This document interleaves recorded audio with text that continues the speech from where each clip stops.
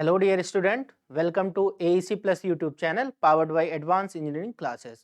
तो आज IQ series के अंतर्गत जो हमारा सब्जेक्ट चल रहा है पावर सिस्टम, उसमें आपसे बात होगी ट्रांसमिशन एंड डिस्ट्रीब्यूशन के कुछ सवालों की। इसके 2 सेशन ऑलरेडी हम लोग देख चुके हैं, जिसपे मैंने आपको जनरेशन वाले क्वेश्चन करा दिए हैं। मुझे ऐसी उम्मीद है कि आपके लिए वो सेशन हेल्पफुल रहा होगा और आज हम बात करेंगे अपने next topic transmission and distribution पर। उससे पहले मान लीजिए कि आप हमारे ऑफलाइन सेंटर आके एसएससी जेई एवं ए एग्जामों की तैयारी करना चाहते हैं, तो ये रहा जो हमारा भोपाल में सेंटर है। सिविल, मैकेनिकल, इलेक्ट्रिकल तीनों ब्रांचेस में आपको कोर्सेज देखने को मिलेंगे। हिंदी एवं अंग्रेजी माध्यम में आप कोर्सेज को परचेज कर सकते हैं। ये रहा हमारी टीम का नंबर, जहां पर आप कांटेक्ट करके बात कर सकते हैं, कोर्सेज की डिटेल वगैरह ले सकते हैं। अब मान लीजिए कि किसी कारणवश आप ऑफलाइन नहीं ज्वाइन कर सकते, तो उसके लिए ये AEC प्लस का ऐप है, जहां से भी आप कोर्सेज को परचेस कर सकते हैं। ये रहे कुछ कोर्सेज के फीचर्स। लाइव बैचेस आपको देखने को मिलेंगे, साथ ही मिलेंगे कुछ रिकॉर्डेड कोर्सेज, और इसके बाद हमको देखने को मिलेंगे एग्जाम ओरिएंटेड टेस्ट सीरीज, साथ ही में आपको मिलेंगे रिवीजन कोर्सेज, और साथ ही में देखने को मिलेंगे फ्री स्टडी मटेरियल। एंड्रॉइड और iOS दोनों प्लेटफॉर्म्स पर हमारा ऐप अवेलेबल है, आप चाहें तो उसे डाउनलोड कर सकते हैं। या ये जो हमारा QR कोड है, एंड्रॉइड यूजर इसको स्कैन करके डायरेक्टली डाउनलोड कर सकते हैं और iOS यूजर इसको डाउनलोड कर सकते हैं। कुछ इस तरह से ऐप का इंटरफेस हमारा दिखेगा। चलिए अब आते हैं आज के पहला सवाल, ट्रांसमिशन और डिस्ट्रीब्यूशन वाले टॉपिक के पहले सवाल पे आते हैं। क्या दे रखा है हमको? पहला सवाल हमको दे रखा है the ratio of line to line capacitance. ठीक है, तो ध्यान दीजिए, लाइन टू लाइन कैपेसिटेंस की बात हमसे करना चाह रहा है ये, और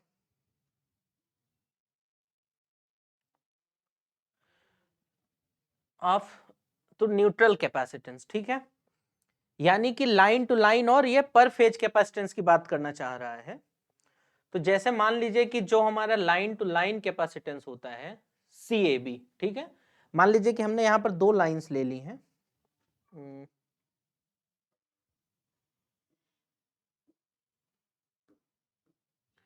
दो लाइंस ले ली हैं, एक ये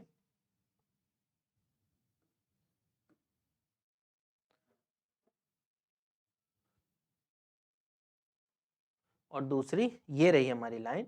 हमने यहाँ पर 2 लाइन ले ली है। एक लाइन मान लीजिए हमारी, एक लाइन हमारी A है, एक लाइन हमारी B है। ठीक है, 2 लाइन्स है हमारी। तो जो लाइन टू लाइन जो कैपेसिटेंस होगा हमारा, यानी इन दोनों लाइन का जो कैपेसिटेंस होगा, इसको मैं नाम दे रहा हूं CAB, वो होगा आपका पाई एप्सिलॉन ln d/r। ये हो जाएगा हमारा क्या? Line to line capacitance. ठीक है, ये बात क्लियर है आप लोगों को? जहां d क्या है, इनका डायमीटर है, और इसको आप GMD भी बोल सकते हैं। जब कभी आगे कुछ सवाल करेंगे तो आपको ये समझ आएगा, अभी हालांकि उतनी जानने की आपको जरूरत नहीं है। और ये तो हो गया हमारा लाइन टू लाइन।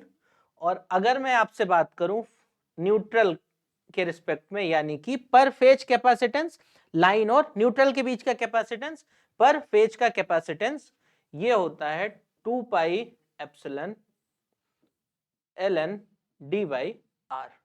ये होता है पर फेज, ये होता है सॉरी, ये पर फेज है और ये लाइन टू लाइन कैपेसिटेंस हमको दे रखा है। तो हमसे क्या पूछा है कि लाइन टू लाइन, ठीक है, लाइन टू लाइन का हमसे इससे रेशियो पूछा है। तो अगर आप ये रेशियो निकाल देंगे, CAB रेशियो C फेज, तो यहां से देखिए क्या हो जाएगा, बाकी सारे टर्म्स कैंसिल हो जाएंगे, ये आ जाएगा आपका 1/2। बात समझ आई? सिंपल सा फॉर्मूला बेस्ड सवाल है। अगर आप ये फॉर्मूला जानते हैं तो आप इससे यहां से इसको क्रैक कर सकते हैं। तो इसका जो भी आंसर है हमारा, वो कितना आ जाएगा? वो आ जाएगा 1/2। तो कौन सा ऑप्शन मैच कर रहा है इस सवाल का? पहला ऑप्शन मैच कर रहा है, यानी a/2। कौन सा करेक्ट आंसर हो जाएगा इसका? फर्स्ट, ए वाला ऑप्शन इसका करेक्ट आंसर हो जाएगा, दैट इज 1/2। चलिए बढ़ते हैं अगले सवाल की ओर। अगला सवाल देखिए क्या दे रखा है, the capacitance measured between any two course of a 3 core cable. ठीक है, तो ये बेसिकली हमसे ये बात करना चाह रहा है कि देखिए सबसे पहले जो आपकी केबल है वो दिखेगी कैसे।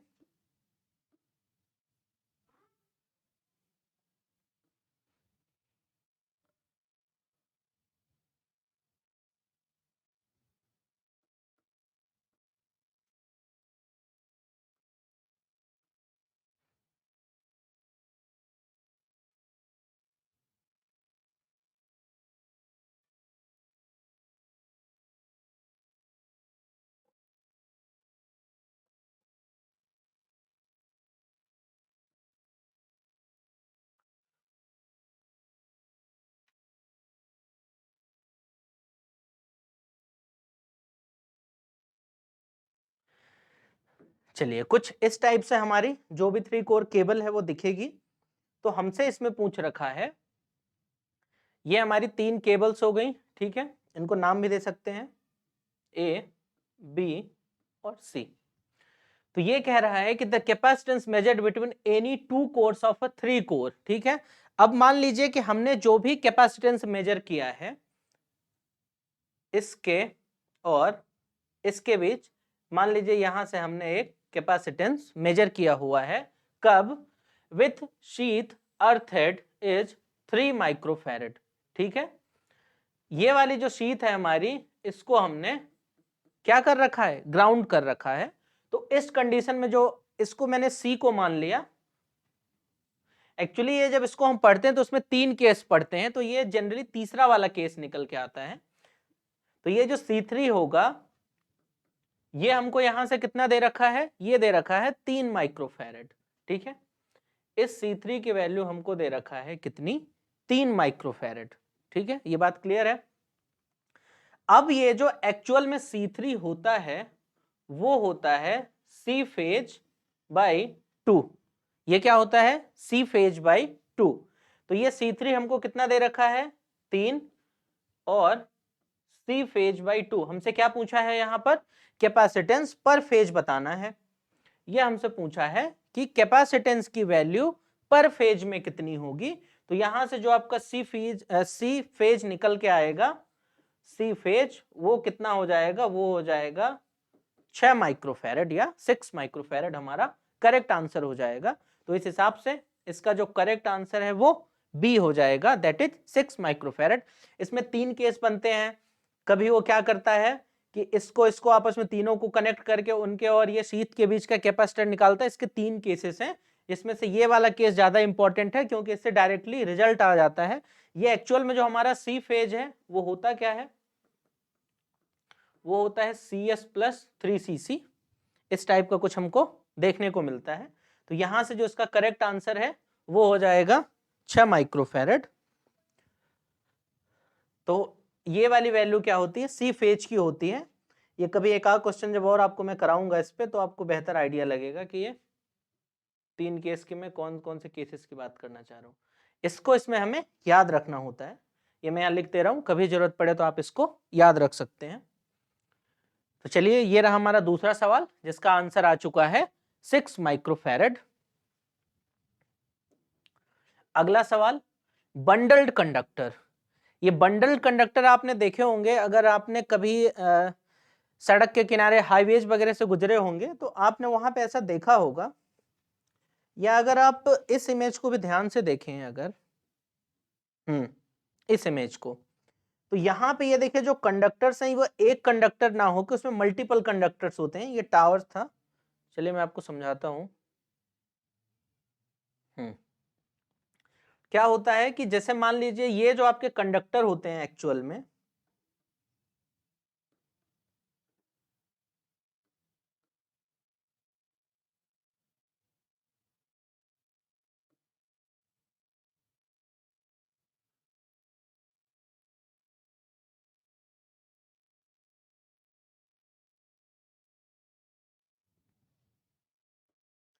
ये जो हमको कंडक्टर हैं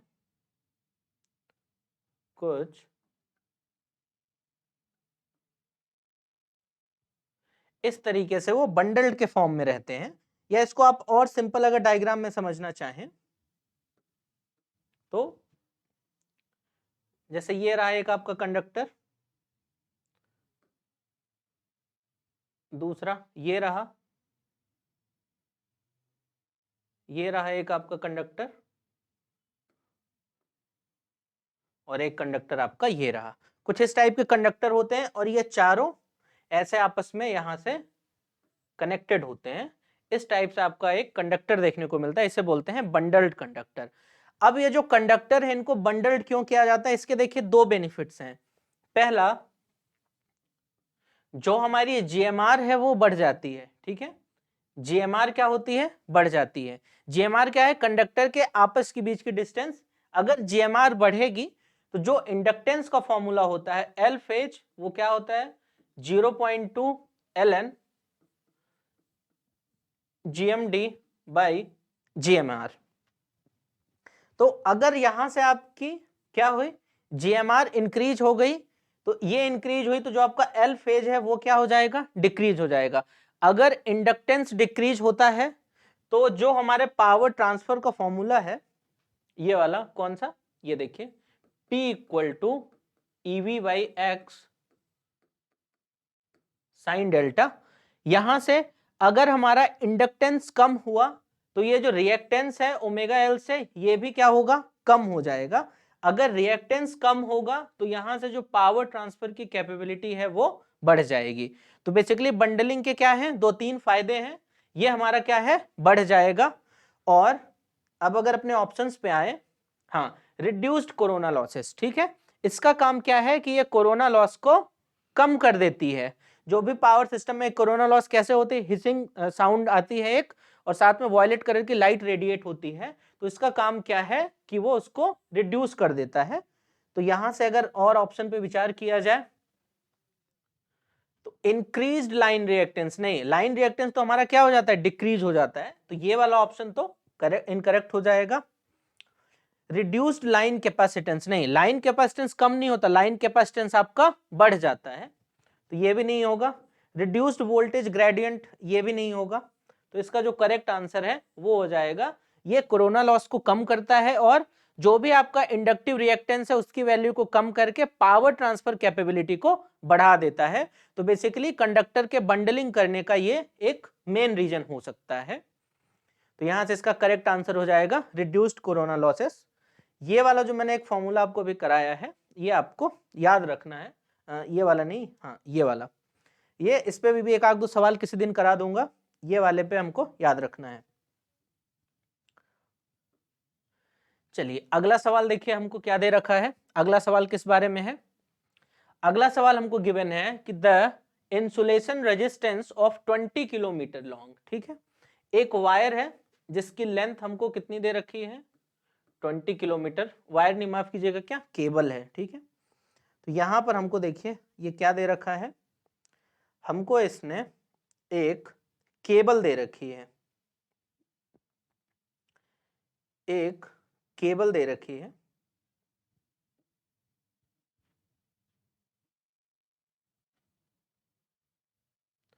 इस टाइप की इसने हमको एक केबल दे रखी है, ऑब्वियसली सिलेंडरिकल केबल है। इस टाइप हमको केबल दे रखी है, ठीक है। इसकी लेंथ 20 किलोमीटर है, इज 8 मेगा ओम। इसका जो रेजिस्टेंस है, इंसुलेशन रेजिस्टेंस, आर इंसुलेशन जिसको बोलते हैं, वो हमको दे रखा है 8 मेगा ओम, ठीक है। Other things being the same, अन्य सभी पैरामीटर को वो सेम या कांस्टेंट ले रहा है। The same the insulation resistance of 10 kilometre. अब हमसे पूछ रहा है कि अगर अब हमने इस केबल को क्या किया, आधा कर दिया, ठीक है। अब ये हमसे कहना चाह रहा है कि अगर अब हमने इस केबल को हाफ कर दिया, यानी कि जो हमारी नई लेंथ है वो अब हमने एल डैश कर दी 10 किलोमीटर, तो आपको उस केस में बताना है कि नया इंसुलेशन रेजिस्टेंस क्या हो जाएगा। अब जैसे ही रेजिस्टेंस की बात आती है बहुत बच्चे क्या करते हैं, वो जानते हैं कि जो R होता है वो होता है रो L बाई ए, क्योंकि ये तो हम कक्षा 10वीं से पढ़ते आ रहे हैं। और जैसे इसने देखा कि लेंथ कम की तो रेजिस्टेंस को भी 8/2 करके 4 कर दिया। और हो सकता है ऑप्शन में दिया भी हो, ये देखिए ये ऑप्शन में दे रखा है ना, ये क्या करेगा आपको, ये वाला ऑप्शन आपको निगेटिव करवाएगा, ठीक है, ये वाला ऑप्शन आपको निगेटिव नंबर दिलवाएगा। जबकि जो इंसुलेशन रेजिस्टेंस केबल में होता है आर इंसुलेशन, वो क्या होता है, वो होता है rho by 2 pi L ln r by R, ये होता है एक्चुअल में हमारा इंसुलेशन रेजिस्टेंस। तो यहां से देखिए इंसुलेशन रेजिस्टेंस हमारा L के इनवर्सली प्रोपोर्शनल आ रहा है, क्यों, क्योंकि L डिनोमिनेटर में आ रहा है, ठीक है। तो अब देखिए जो R है वो इनवर्सली प्रोपोर्शनल आ रहा है 1/L के, तो यहां से लेंथ को इसने हाफ कर दिया, तो जो रेजिस्टेंस है वो क्या हो जाएगा, डबल हो जाएगा। पहले L हमारी कितनी थी, 20 थी, तो जो रेजिस्टेंस आ रहा था वो आ रहा था, जो हमारा रेजिस्टेंस आ रहा था वो 8 मेगा ओम आ रहा था। अब जैसे ही हमारी नई लेंथ कितनी हुई, 10 किलोमीटर हुई, वैसे ही अब जो हमारा नया रेजिस्टेंस है वो इसका डबल हो जाएगा, यानी कि 16 मेगा ओम के बराबर इसका आंसर आ जाएगा। तो यहां से अगर देखें तो कौन सा ऑप्शन मैच कर रहा है, यस ये वाला ऑप्शन। इस सवाल में गलती के चांसेस यही हैं कि हम इसको जान के रेजिस्टेंस को डबल कर देंगे, क्या हाफ कर देंगे, बट ऐसा होगा नहीं, एक्चुअल में रेजिस्टेंस की वैल्यू डबल हो जाएगी। तो यहां से इस सवाल का आंसर आ गया है कितना, 16 मेगा ओम। बात क्लियर है आप लोगों को, ये एक अच्छा सवाल है, अक्सर इसमें बच्चों के नेगेटिव मार्क्स आ जाते हैं, तो इस बात का विशेष रूप से ध्यान रखेंगे। चलिए अगले सवाल पे बढ़ते हैं। अगला सवाल देखिए हमारा क्या दे रखा है, the design of insulation for a system above 400 kV, ठीक है। ये एक ऐसे सिस्टम की बात करना चाह रहा है आपसे जहां जो आपका वोल्टेज लेवल 400 kV से ज्यादा है, मतलब हो सकता है 500, 600, 765, इस टाइप के ये सिस्टम की बात करना चाह रहा है। वहां पर जो इंसुलेशन होता है, देखिए इंसुलेशन क्या होता है कि जैसे मान लीजिए कि ये आपका कंडक्टर है, ये आपका एक कंडक्टर है, ठीक है, जो आपके घरों में वायर जा रहा है, ठीक है। जैसे एग्जांपल के लिए यहां पर वायर भी नहीं दिख रहा है, ठीक है। मान लीजिए एक वायर जो जा रहा है हमारा, ठीक है, उसके ऊपर आपने जो देखी होगी प्लास्टिक की कोटिंग रहती है कुछ इस टाइप की, ठीक है, उसे बोलते हैं इंसुलेशन। वो जो इंसुलेशन है वो किस पे डिपेंड करता है कि इस पे वायर कितना है, क्योंकि जैसे आपने देखा होगा कि वह वायर जो 11 kV सस्टेन करते हैं उनका इंसुलेशन ज्यादा होगा, जो 220 kV वाले हैं उनका इंसुलेशन कम होगा। तो यही हमसे पूछ रहा है बेस्ड अपॉन, अब पहला ऑप्शन दे रखा है लाइटनिंग ओवर वोल्टेज। लाइटनिंग मतलब जैसे मान लीजिए आपकी जो ट्रांसमिशन लाइंस है उस पर जो लाइटनिंग स्ट्रोक होता है जिसको कहते हैं बिजली गिरना, उसके कारण ये डिजाइन होता है कब, जब आपका V 400 से कम होता है, मतलब अगर 300 किलो वोल्ट, 350 किलो वोल्ट, तब जो डिजाइनिंग की जाती है वो की जाती है लाइटनिंग ओवर वोल्टेज के आधार पर। लेकिन जैसे ही हमारे सिस्टम का वोल्टेज 400 से ज्यादा बढ़ता है, उस केस में जो हमारी डिजाइनिंग होती है वो होती है स्विचिंग सर्जेस के आधार पे। ये स्विचिंग सर्जेस क्या होते हैं, जैसे मान लीजिए कि ये हमारा कोई स्विच है, अब मान लीजिए कि सपोज ये स्विच हमारा क्लोज था, ठीक है, और किसी ने इसको ओपन कर दिया, तो ओपन करने से जो स्पार्किंग होती है ना उसे ही हम कहते हैं स्विचिंग सर्जेस, ठीक है। इसी को हम क्या कहते हैं, स्विचिंग सर्ज। तो जो भी 400 के ऊपर की 400 केवी के जो ऊपर की सिस्टम डिजाइनिंग है वो इन स्विचिंग सर्जेस के आधार पर किया जाता है, ठीक है। ये बात क्लियर है आप लोगों को। तो जो इसका करेक्ट आंसर हो जाएगा वो हो जाएगा स्विचिंग सर्जेस, वो हो जाएगा स्विचिंग सर्जेस, ठीक है। चलिए अगले सवाल पे आते हैं। अगला सवाल देखिए हमको क्या दे रखा है, ध्यान से बोर्ड पे देखिएगा, पढ़ते हैं आराम से। An electric load consumes 17.3 kilowatt at a power factor of 0.707। ठीक है, ये हमसे एक लोड की बात करना चाह रहा है।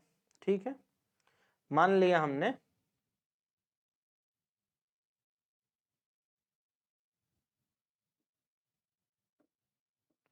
ये रहा हमारा लोड।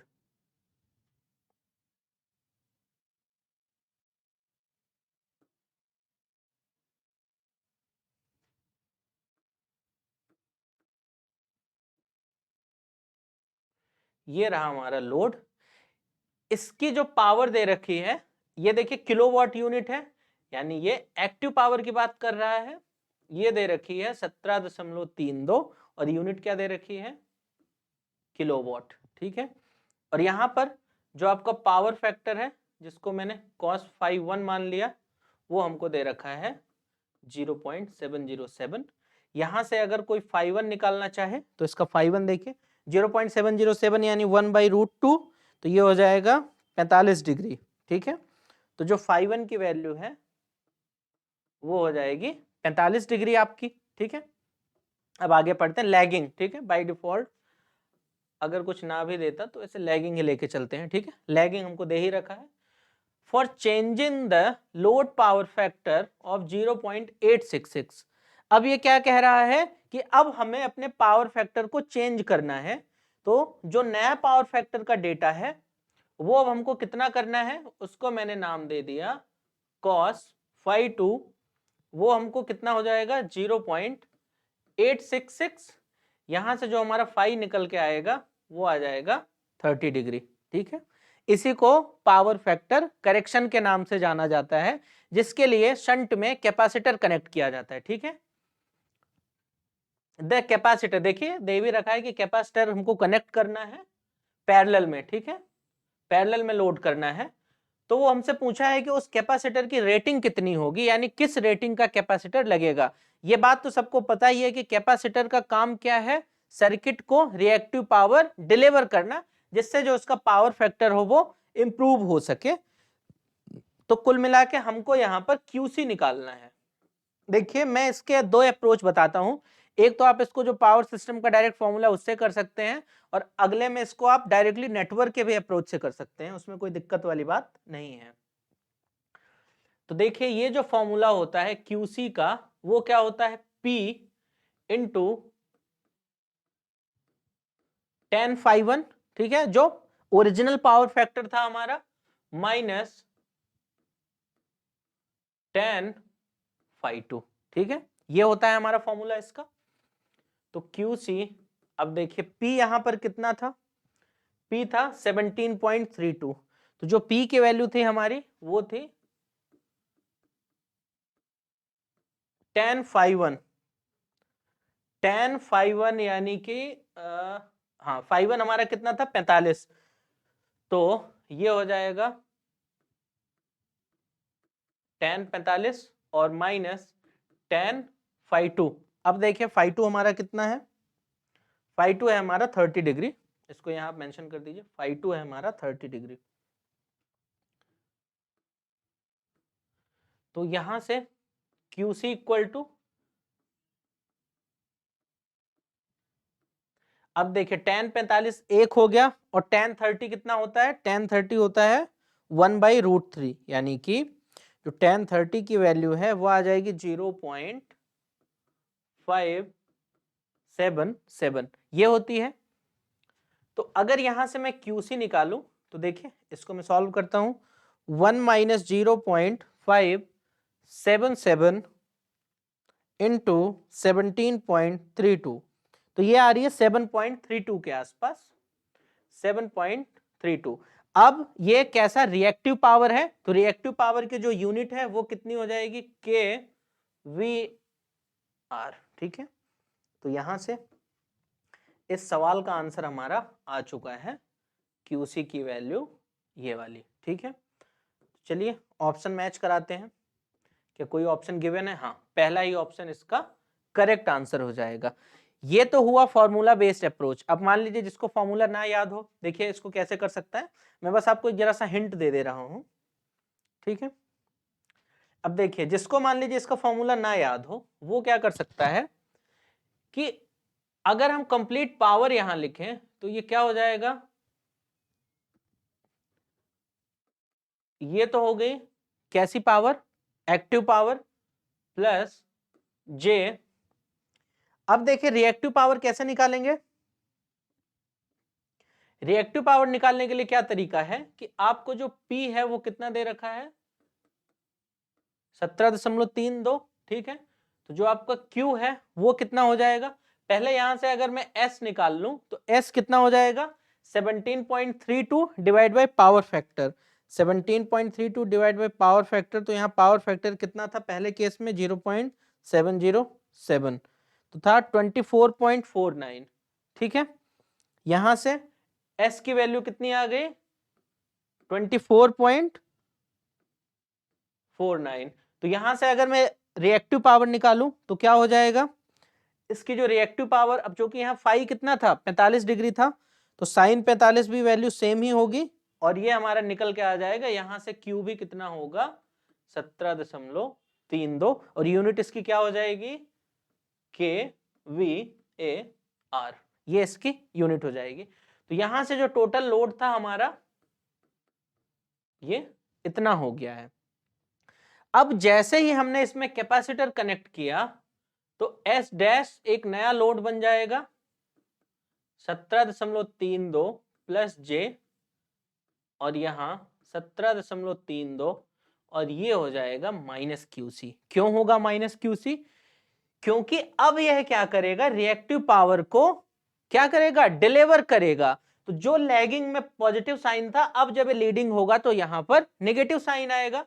तो यहां से अगर कोई tan थीटा लिखना चाहे तो जो आपका tan फाई है वो कितना हो जाएगा, वो हो जाएगा 17.32 माइनस QC डिवाइडेड बाई 17.32।